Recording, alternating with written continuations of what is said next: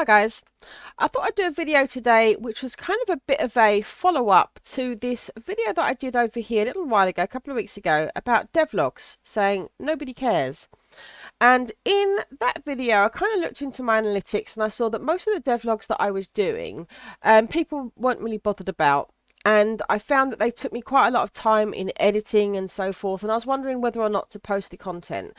And at the end of that video, I'd kind of made the conclusion that all I'm really going to post was videos where I'm kind of going through the sort of like the progress. I know what I've actually accomplished in a certain game, and that where I'm talking about the process of it, how I'm actually building it, I was just going to record that content for myself and just put it on like my Google Drive and not actually bother to upload it at all.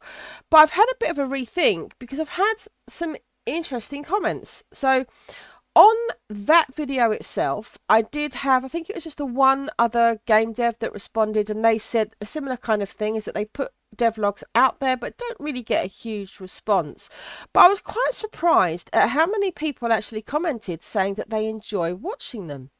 And they said they just quite kind of like, it's one of those things they tend to have in the background, for some people said, and I get that because I do that a lot as well. Sometimes there'll be certain videos that I just kind of like to listen to what someone's thinking about, and I tend to have that in the background while I'm doing something. And also, over the last few days, I've posted these 3 videos here about this game jam that I'm working on. And what I was doing in those videos was just kind of like going through my thought process as I was trying to brainstorm and come up with an idea for the jam. And all 3 of those videos have got engagement on them. People are actually commenting. And so I think what has occurred to me is that people are interested more in the journey of the game development itself rather than the nitty-gritty implementation. So yeah, I think people want to know, what I'm working on, if I'm entering a jam, what I'm thinking about. And I think people like to see the game, I think where I've put these 3 videos out and I've shown like the prototypes that I've done for them, even though I've thrown the first 2 away, I think people are still interested to see what they look like. But I was thinking also about the process side of things. So far on this latest game which I'm doing for this game jam, I've only got a few days to do it, so I haven't really got a huge amount of time. I don't want to be spending a load of time fiddling around with videos because I've just got to focus on the game. But at the same time, just doing a little video like this where I'm just talking to the camera, obviously that only takes a few minutes.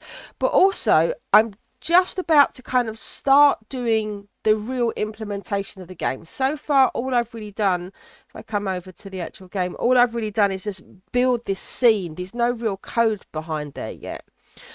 But I want to start recording like the implementation side, saying what I've actually done to build it, any little gotchas and stuff.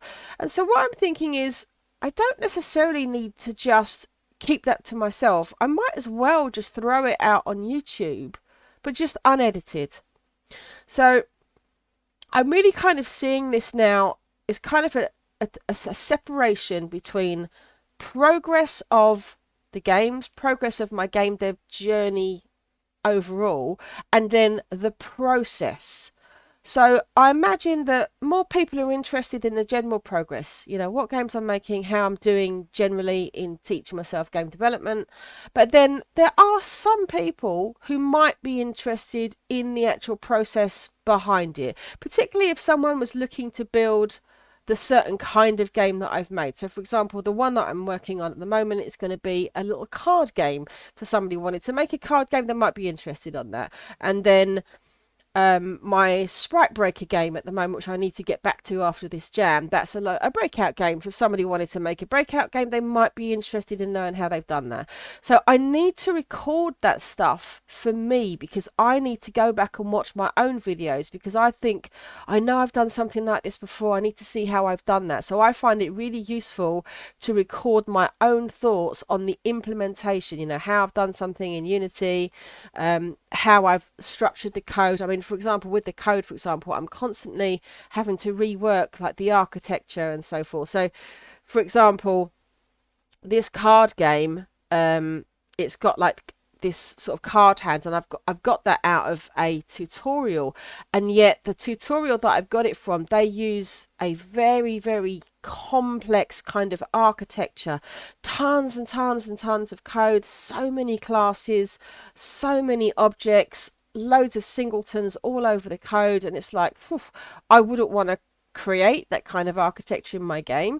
So I'm trying to figure out, okay, how can I sort of take the ideas from that but implement it into an architecture that works for me, and and how I want to do it. And this is the kind of stuff that I need to record as my process, how I'm building the game, how I'm designing the code, and so forth. So I think I'm still going to record those videos, and I might as well just throw them out there. I don't expect them to get many views, and that's absolutely fine. So yeah, I'm going to sort of separate out just the devlogs, which is just going to be the progress of the game and my journey and the process. So that's what I wanted to say for this video, just kind of like a channel update, I guess, in a way. All right, thanks very much for watching, guys. Speak to you next time.